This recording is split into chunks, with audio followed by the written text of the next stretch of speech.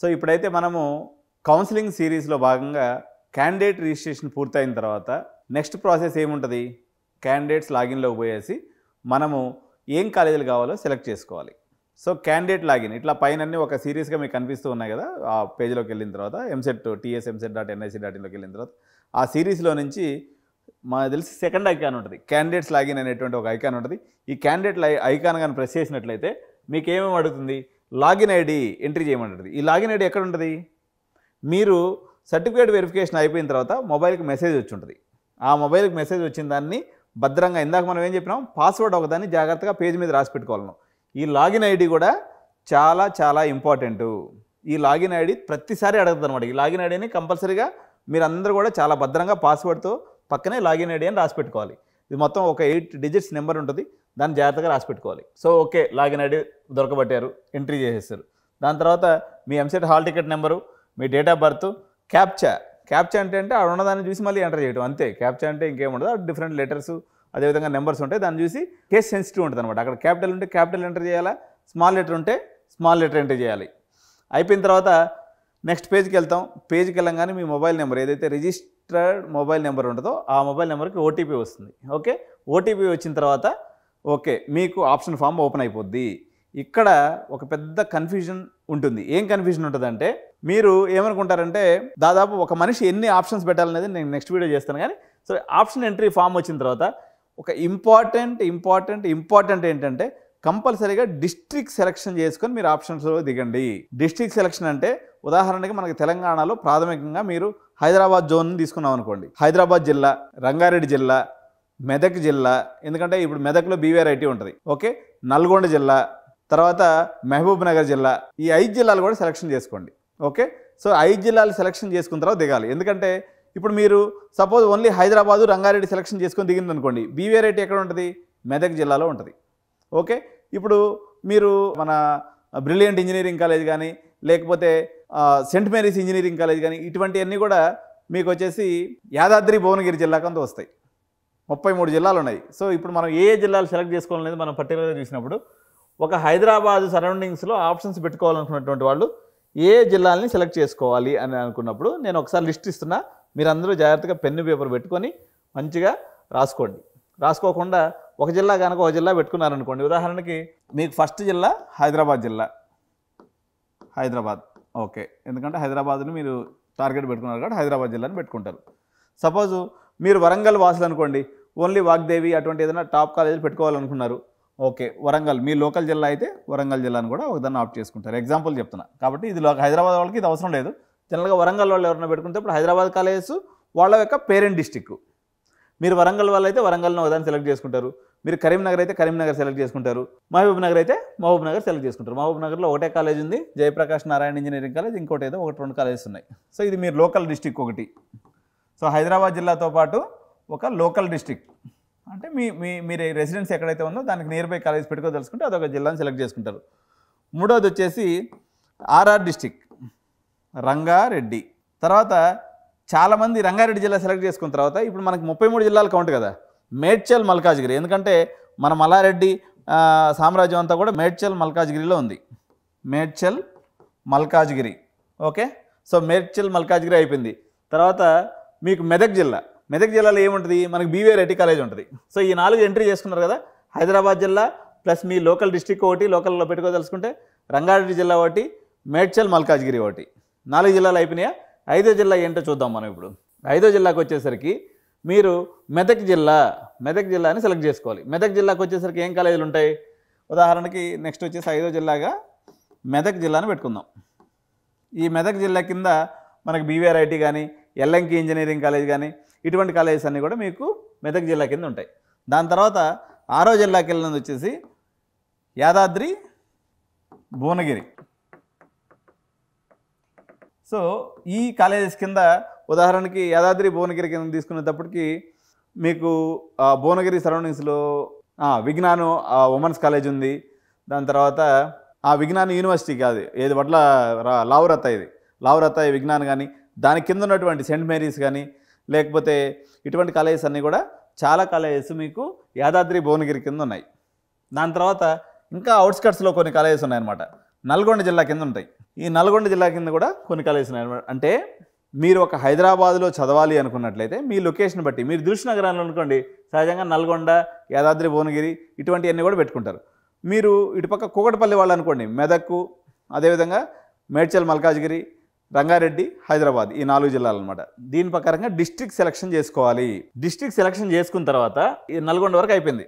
So ఈ 7 జిల్లాలని తప్పనిసరిగా మీరు సెలక్షన్ చేసుకోండి. సో ఈ జిల్లాలు కూడా మీకు డైరెక్ట్గా ఇలా పేర్లు కనిపించవండి, ఆ జిల్లా యొక్క కోడ్ ఉంటుంది అనమాట. సో ఇప్పుడు ఆ జిల్లా కోడ్ని బట్టి ఉదాహరణకి ఎండి అని, హెచ్వైడి అని, తర్వాత ఎన్ఎల్జీ అంటే నల్గొండ, ఇట్లా కోడ్లు ఏమున్నాయని చూసుకొని మీరు పెట్టుకోదలుచుకున్నటువంటి కాలేజెస్ని కోడ్ని జాగ్రత్తగా సెలెక్ట్ చేసుకోవాలి. జిల్లా కోడ్స్ అయిపోయినాయి. ఓకే, జిల్లా కోడ్స్ అయిపోయిన తర్వాత ఓకే కష్టపడి మీరు ఆప్షన్ ఎంట్రీ ప్రారంభించారు. ఆప్షన్ ఎంట్రీ ప్రారంభించిన తర్వాత సీరియల్ నెంబర్ వేసుకుంటూ పోతారు. సపోజ్ మీరు సిఎస్సిని 1వ బ్రాంచ్ కింద పెట్టుకున్నారు. సపోజ్ బీవీఆర్ఐటీ పెట్టుకున్నారు అనుకోండి. బీవీఆర్ఐటీలో ఓకే ఆప్షన్ నెంబర్ 1 వచ్చేసి మీకు సిఎస్సి పెట్టుకున్నారు. ఆప్షన్ నెంబర్ 2 వచ్చేసి సిఎస్ఎం పెట్టుకున్నారు. ఆప్షన్ నెంబర్ 3 వచ్చేసి సిఎస్డి పెట్టుకుంటారు. ఇట్లా పెట్టుకుంటూ పోయేటప్పుడు మీకు ఫస్ట్ 20-30 ఆప్షన్స్ వరకు క్లారిటీ ఉంటుంది. 20-30 ఆప్షన్స్ పెట్టుకున్న తర్వాత మీరు నెంబర్ ఎక్కడ స్కిప్ చేయకూడదు. అందుకని మీరు ఎప్పుడు కూడా ఆప్షన్స్ పెట్టేటప్పుడు ఒక మాన్యువల్ ఫామ్ని తయారు చేసుకోవాలి. మాన్యువల్గా ఒక దాంట్లో ఎంట్రీ చేసుకోవాలి. మాన్యువల్ ఫామ్లో మీరు రాసుకుంటున్నారు కదా, ఓకే 1వ నెంబర్ నేను బీవీఆర్ఐటీ సిఎస్సికి ఇచ్చాను, ఓకే 2వ ఆప్షను గీతాంజలి సిఎస్సికి ఇచ్చాను, లేకపోతే 4వ ఆప్షను సిబిఐటీలో మెకానికల్కి ఇచ్చాను, ఏదో ఒకటి మీరు ఏదైతే ఎంట్రీ చేస్తున్నారో ఇక్కడ మీరు ఆన్లైన్లో చేసే ఎంట్రీ పాయింట్ని ప్రతి పాయింట్ మీరు ఏ పాయింట్ పెడుతున్నారు అనేది మాన్యువల్ బుక్లో కంపల్సరీగా ఎంట్రీ చేసుకోవాలి.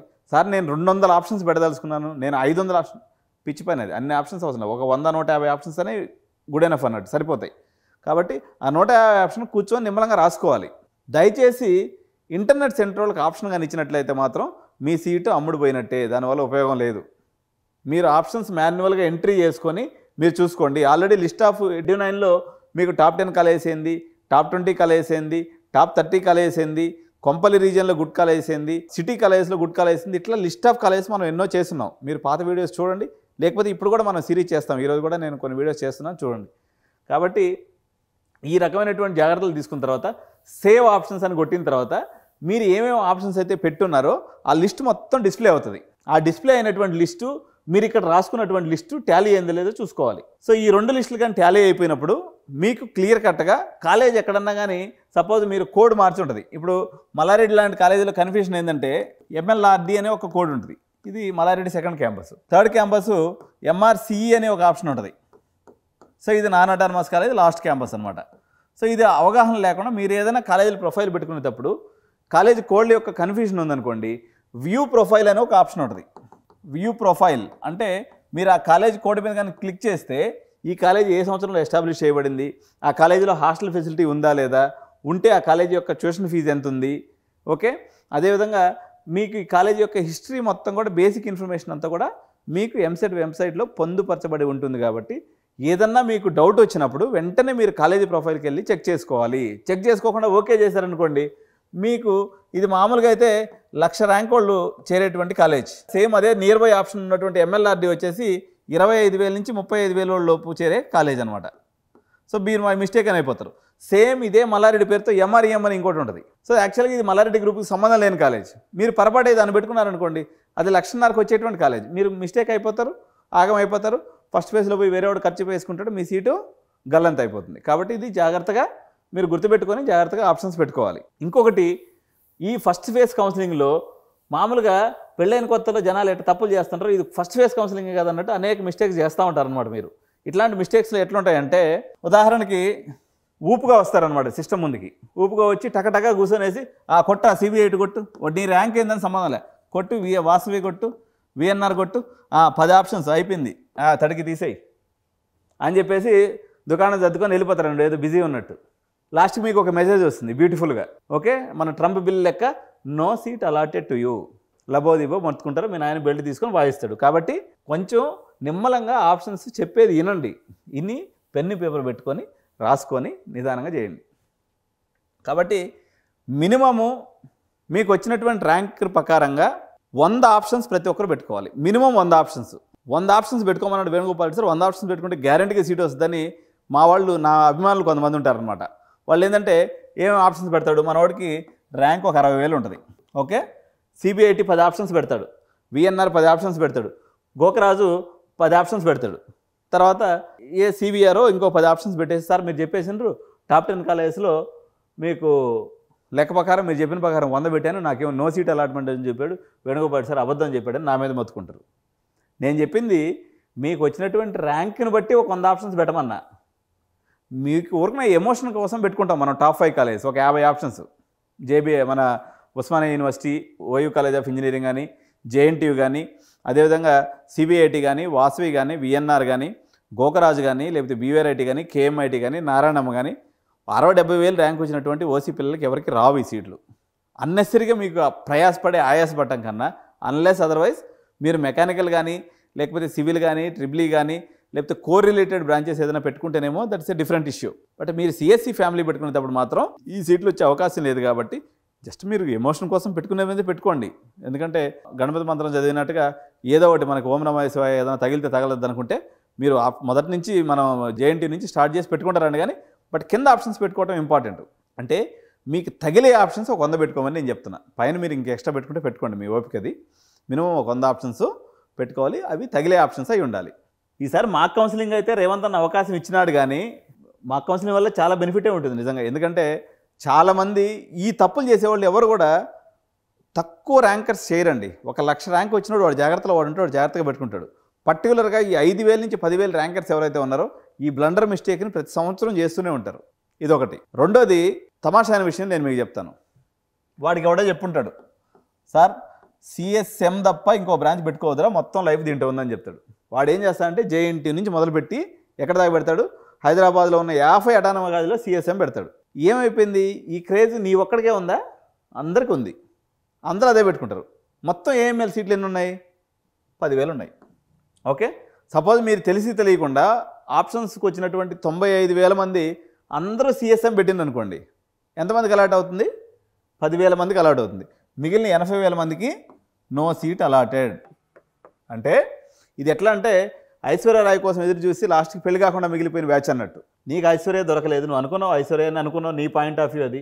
ఓకే, రాజు నచ్చింది రంబే కాబట్టి నీకు నచ్చిన పాయింట్ ఆఫ్ వ్యూలో సిఎస్ఎం మంచి బ్రాంచే అనుకుందాం ఫర్ టైం బీయింగ్. ఎందుకంటే అన్ని బ్రాంచ్లు ఒకటే నా దృష్టిలో అయితే. బట్ నీ పాయింట్ ఆఫ్ వ్యూ అది ఉంది కాబట్టి నీ ఎమోషన్ నేను రెస్పెక్ట్ చేస్తూ నువ్వు సిఎస్ఎం పెట్టుకో, కాదంటలేదు. కానీ నువ్వు సిఎస్ఎం పెట్టుకొని ఫస్ట్ ఫేజ్ మొత్తం చూసావనుకో, ఒక 50 కాలేజీలు పెట్టి కుదరకపోతే నెక్స్ట్ 50 కాలేజీలు పెడతానని అనుకోవద్దు. లాస్ట్కి నీకేమవుద్దంటే ఎటు తేలక ఎక్కడా సీట్ లేక ఒక పనిమాల కాలేజీలో చదువుకోవాల్సి వస్తుంది. కాబట్టి బ్రాంచ్ ఏదైనా ఒకటే కాబట్టి నీకు నచ్చినటువంటి బ్రాంచ్ని నువ్వు ఫస్ట్ పెట్టేసుకో, ప్రాబ్లం లేదు. అది సిఎస్ఎం పెట్టుకుంటావా, మెకానికల్ పెట్టుకుంటావా, సిఎస్సి పెట్టుకుంటావా, డేటా సైన్స్ పెట్టుకుంటావా, అది నీ ఛాయిస్. కానీ రిమైనింగ్ అన్ని బ్రాంచ్లు ప్లేస్మెంట్ పాయింట్ ఆఫ్ వ్యూలో దీన్ని సిఎస్సి ఫ్యామిలీ కింద రాసుకోండి మీరు. If you are a smart guy, తప్పు చేస్తున్నావు అనుకున్నా పర్ఫెక్ట్గా తప్పు చేయడం ఎట్లా అంటే నువ్వు ఒక సిఎస్సి ఫ్యామిలీలో నీకు వచ్చే ప్లేస్మెంట్ ఏదైనా ఒకటే. సిఎస్సి ఫ్యామిలీ అంటే ఏంది? సిఎస్సి, ఇక్కడ కూడా కన్ఫ్యూజన్ ఉంటుంది అనమాట. సిఎస్ఎం ఈ కోడ్ ఉంటుంది. సిఎస్ఎం అంటే ఏంది? సిఎస్సి ఏఎంఎల్ అని. అదేవిధంగా CSD computer science and data science. అదేవిధంగా సిఎస్ఓ అంటే ఐఓటి. ఇట్లా మీకు ఈ యొక్క బ్రాంచ్ కోడ్స్ని గురించినటువంటి సమాచారం కూడా ఎంసెంట్ వెబ్సైట్లో పొందుపరచబడి ఉంటుంది. సిఎస్సి ఫ్యామిలీ అంటే సిఎస్సి నామినిక్లేచర్ ఉండటంతో ఒకటే కాదు. ఓకే, సిఎస్సి ఫ్యామిలీ అంటే కంప్యూటర్ సైన్స్ అని ఉండటంతో పాటు ఇప్పుడు ఏఐ ఉంది, ఇది ఒక బ్రాంచ్ కొత్తగా వచ్చింది. ఏఐఎంఎల్ ఉంది, ఇది ఒక కొత్త బ్రాంచ్ వచ్చింది. అదేవిధంగా ఏఐడిఎస్ అని వచ్చింది. ఇవన్నీ కూడా సిఎస్సి ఫ్యామిలీకి సంబంధించినటువంటి బ్రాంచెసే. అదేవిధంగా సిఎస్ఎన్ అని ఉంటుంది, నెట్వర్క్స్. ఓకే, సిఐసి అని ఉంటుంది, సిబిఐటిలో ఉంటుంది ఈ college. Block chain technology, cyber security and IoT. So ఈ ఫ్యామిలీలో స్మార్ట్ పేరెంట్స్ ఎవరైనా సరే సిఎస్సి ఫ్యామిలీలో ఏదైనా ఒకటి. మీ పిల్లలు మంకుపట్టు పట్టకపోతే చాలా స్మార్ట్గా మీరు ఫస్ట్ కౌన్సిలింగ్లో ఇటువంటి ఆప్షన్స్ అన్నీ పెట్టుకున్నట్లయితే మీకు మంచి కాలేజీలో సీట్ వచ్చేస్తుంది. సో ఇది సిఎస్సి ఫ్యామిలీ. ఇప్పుడు ఈసీఈ ఫ్యామిలీ గురించినటువంటి సమాచారం కూడా మనం తెలుసుకుందాం. ఇప్పుడు ఈసీఈ ఫ్యామిలీకి వచ్చినప్పుడు నా దృష్టిలో, నా పర్సెప్షన్లో ఈసీఈ ఫ్యామిలీ అంటే ఏమేమి వస్తాయి చెప్పండి. సో ఈసీఈ జనరల్ ఈసీఈ ఒకటి. ఓకే, సెకండ్ వన్ వచ్చేసి ఈసీఈ విఎల్ఎస్ఐ ఒకటి. ఓకే, సో థర్డ్లో దీన్ని సిఎస్సి ఐఓటీ కింద కూడా మనం రెండు పక్కల వస్తుంది. ఇది ఐఓటీ అనేది ఈసీఈ ఫ్యామిలీ కింద వస్తుంది, ప్లస్ దీని కింద కూడా వస్తుంది. ఏఐ రోబోటిక్స్ కూడా టెక్నికల్గా చెప్పాలంటే ఏఐ అనేది సిఎస్సి పార్టు, రోబోటిక్స్ అనేది mechanical and ECE related branches కూడా ఉంటాయి. సో మీరు ఎంజీఐటీలో ఉన్నటువంటి మెకాట్రానిక్స్ని కూడా ఒక ఆప్షన్ కింద పెట్టుకోండి, ప్రాబ్లం లేదు. ఎందుకంటే మెకాట్రానిక్స్ అనేది మీకు మెకానికల్ ప్లస్ ఈసీఈ బ్రాంచ్ కలిసి ఉంటుంది. ఇది కాకుండా మీరు ఇంకా జనరస్ పీపుల్, ఇంకా స్మార్ట్ పీపుల్ కానీ అనుకున్నట్లయితే మీకు సపోజ్ 20,000 ర్యాంక్ ఉంది, మంచిగా మీరు ట్రిప్లీ కూడా పెట్టుకోండి. ట్రిప్లీ అనేది కూడా ఈసీఈ ఫ్యామిలీ బ్రాంచే. సార్ మీరు చెప్పేది అబద్ధము, మీరు అబద్ధాలు నిత్యం నిజం అక్కడ కూడా చెప్పరు అని అనుకునే వాళ్ళకి నేను ఒక మాట చెప్తాను. మీరు ఐఐటీకి జోసా కౌన్సిలింగ్ అటెండ్ అయిన వాళ్ళు చూడండి, ఎక్కడైనా ఐఐటీలో మీరు ఈసీ అనే బ్రాంచ్ని చూసారా? ఇక్కడ వదిలిపెట్టేద్దాం, మీరు ఏ ఫారిన్ కన్సల్టెన్సీ అయినా పోండి, ఈసీ రిలవెంట్గా ఏ కోర్సు ఎంఎస్లో ఉండదు. So it is a combination of ఇది electronics and electrical engineering. So ఇందులో ఎలక్ట్రానిక్స్ అనే పార్ట్ కూడా మీకు కలిసి ఉంటుంది. సో ట్రిప్లీ చేసినటువంటి వాళ్ళు కూడా మీకు విఎల్ఎస్ఐ మీద జాబ్స్ చేయొచ్చు, ఎంబెడెడ్ మీద జాబ్స్ చేయొచ్చు, ఐఓటీ మీద జాబ్ చేయొచ్చు, లేకపోతే ఎలక్ట్రిక్ వెహికల్స్ మీద జాబ్ చేయొచ్చు, లేదనుకున్నట్టయితే పవర్ సిస్టమ్స్, పవర్ ఎలక్ట్రానిక్స్ మీద కూడా జాబ్ చేయొచ్చు. కానీ వీటన్నిటిని కలిపి మనము ఈసీఈ ఫ్యామిలీ కింద పెట్టుకుంటే మీరు స్మార్ట్ ఫెలో అవుతారు. మిగిలిన వాళ్ళందరూ ఈ ట్రిప్లీ అనేది మనకు సంబంధం లేదు అని పక్కకి వెళ్ళిపోయేటువంటి వాళ్ళందరినీ కాదని చెప్పేసి నీకు మంచి కాలేజీలో సపోజ్ 20,000కి రావాల్సిన ర్యాంక్ కాస్త మీకు 20,000కి వచ్చేస్తుంది అనమాట. అంటే 50,000 ర్యాంక్ వచ్చేటువంటి వాళ్ళకి బదులు నీకు తొందరగా సీట్ వస్తుంది, ప్లస్ మంచి కాలేజీలో సీట్ వస్తుంది. ఇట్లా కానీ పెట్టుకున్నట్లయితే. తర్వాత చాలామంది చేసేటువంటి ఇంకో మిస్టేక్ ఏంటంటే ఆప్షన్స్ సేవ్ చేసేటప్పుడు సేవ్ అండ్ లాగౌట్లో కొట్టిన తర్వాత మీకు లాగౌట్ అయిపోతుంది. పరిగెత్తుకుంటా మనం వెళ్ళిపోవద్దు, మళ్ళీ ఒకసారి లాగిన్ అయ్యేసి మీ సేవ్ ఆప్షన్స్లోకి వెళ్ళి చూసుకోండి, నాది సేవ్ అయిందా లేదా. మళ్ళీ సేవ్ ఆప్షన్స్లో నువ్వు పెట్టినటువంటి ఆప్షన్స్ లిస్ట్ కనిపిస్తేనే నువ్వు చేసింది కరెక్ట్ అయినట్టు. ఇంకొక మిస్టేక్ ఏం చేస్తా అంటే 10 రూపాయలు కకృతి పడిపోయి ప్రింట్అవుట్ తీసుకోకుండా వెళ్ళిపోతారు ఇంటర్నెట్ సెంటర్ నుంచి. ఆ పని చేయొద్దు. మీరు మొత్తం చేసినటువంటి ఆప్షన్స్ యొక్క ప్రింట్అవుట్ తీసుకొని ఇంటికి పోయి నిమ్మలంగా మళ్ళీ ఒకసారి చూసుకోండి. ఎక్కడన్నా పొరపాటు ఉన్నట్లయితే మళ్ళీ రేపు పొద్దున పోయి కరెక్షన్ చేసుకోవచ్చు. ఎడ్యూ9 ఎప్పటికప్పుడు అనేక చిట్కాలు, ఎట్లాంటి చిట్కాలు అంటే కొత్త బ్రాంచెస్ విషయంలో, తర్వాత ఆఫ్ క్యాంపస్లు వస్తున్నాయి, లాస్ట్ ఇయర్ సీట్స్ యాడ్ అవుతున్నాయి, ఇటువంటివన్నీ కూడా నేను ఎక్కడ మిస్ అవ్వకుండా నేను ఎప్పటికప్పుడు మీకు సమాచారం చేరవేస్తూ ఉంటాను. మీరు చేయాల్సిందల్లా సబ్స్క్రైబ్ కొట్టడంతో పాటు బెల్ ఐకాన్ కానీ నొక్కినట్లయితే నోటిఫికేషన్ రూపంలో నేను చెప్పే ఇన్ఫర్మేషన్ మీకు వస్తూ ఉంటుంది. సో నెక్స్ట్ సిరీస్లో మనం ఏం చేద్దాము, జిల్లాల వారీగా కొంపల్లి, లేకపోతే ఇప్పుడు హైదరాబాదు రీజియను, లేకపోతే మేడ్చల్ రీజియను, అదేవిధంగా గట్కేసర్ రీజియను, అదేవిధంగా ఇబ్రహీంపట్నం రీజియను, అదేవిధంగా మీకు హాస్టల్స్ ఉన్నటువంటి కాలేజెస్ యొక్క వివరాలు కూడా తదుపరి వీడియోస్లో నేను మీకు ఇప్పుడు అందిస్తూ ఉన్నాను. తెలంగాణ ఎంసెట్ సిరీస్లో భాగంగా నెక్స్ట్ ఆంధ్ర వీడియోస్ కూడా చేస్తున్నాం. చాలామంది ఆంధ్ర వ్యూయర్స్ కూడా ఉన్నారు కాబట్టి వాళ్ళ కోసం కూడా నెక్స్ట్ సిరీస్ చేస్తాం. ఈ ప్రస్తుతానికైతే ఇది మీకు కౌన్సిలింగ్ సంబంధించినటువంటి ఆప్షన్ ఎంట్రీ ఎలా చేసుకోవాలనేటువంటి సమాచారం యొక్క పూర్తి స్థాయి వీడియో. సో తప్పకుండా వీడియోని లైక్ చేయండి, మీ ఫ్రెండ్స్ అందరూ కూడా షేర్ చేయండి. Thank you so much. జై హింద్, ధన్యవాదాలు.